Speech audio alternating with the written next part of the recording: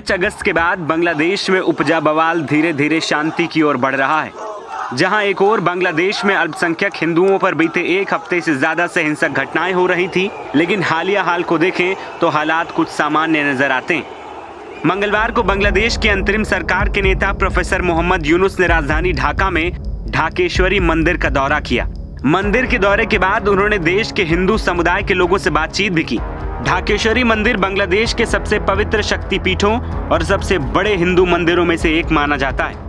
मंदिर की बंगाली हिंदुओं के बीच काफी मान्यता है। मोहम्मद यूनुस का यह दौरा ऐसे समय हुआ जब देश के कई हिस्सों में अल्पसंख्यक हिंदुओं पर हमले हुए। इसे लेकर अल्पसंख्यकों ने विरोध प्रदर्शन भी किए।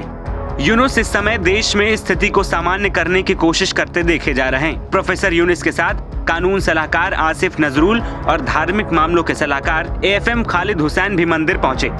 द डेली स्टार की रिपोर्ट के मुताबिक ढाका के ढाकेश्वरी राष्ट्रीय मंदिर में मोहम्मद यूनुस ने सभी से स्थिति को सामान्य करने के लिए सहयोग मांगा और सुरक्षा पर भरोसा दिलाने की भी कोशिश की।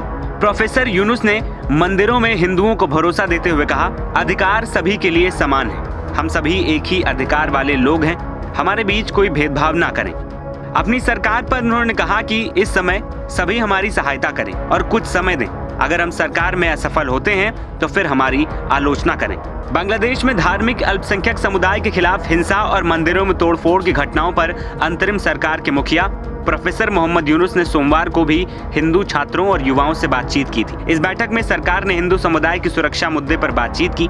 बैठक के बाद कहा कि देश की अंतरिम सरकार हिंदुओं और अन्य धार्मिक अल्पसंख्यकों की सुरक्षा के लिए कदम उठाएगी, क्योंकि धार्मिक अल्पसंख्यकों पर हमले चिंता का सबब है। बांग्लादेश में हिंदू सबसे बड़ा धार्मिक अल्पसंख्यक समुदाय है। देश में हिंदुओं की आबादी तकरीबन 10% है। बीते हफ्ते शेख हसीना के अचानक इस्तीफे और देश छोड़ने के बाद हिंदू समुदाय भीड़ के निशाने पर रहा। कई शहरों में हिंदुओं के घरों को तोड़ा गया, मंदिरों और दुकानों को भी नहीं बख्शा गया।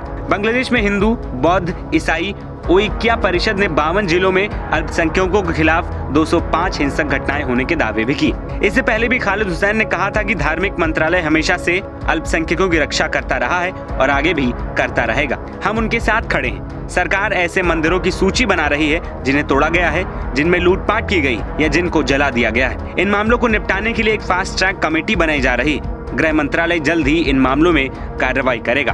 आपको बता दें कि बांग्लादेश में तख्तापलट के बाद तत्कालीन प्रधानमंत्री शेख हसीना देश छोड़ भारत आ गई थी। तब से ही वो फिलहाल भारत में रह रही। ऐसे में सबकी नजरें बांग्लादेश की अंतरिम सरकार और भारत सरकार के बीच रिश्तों पर टिकी हुई।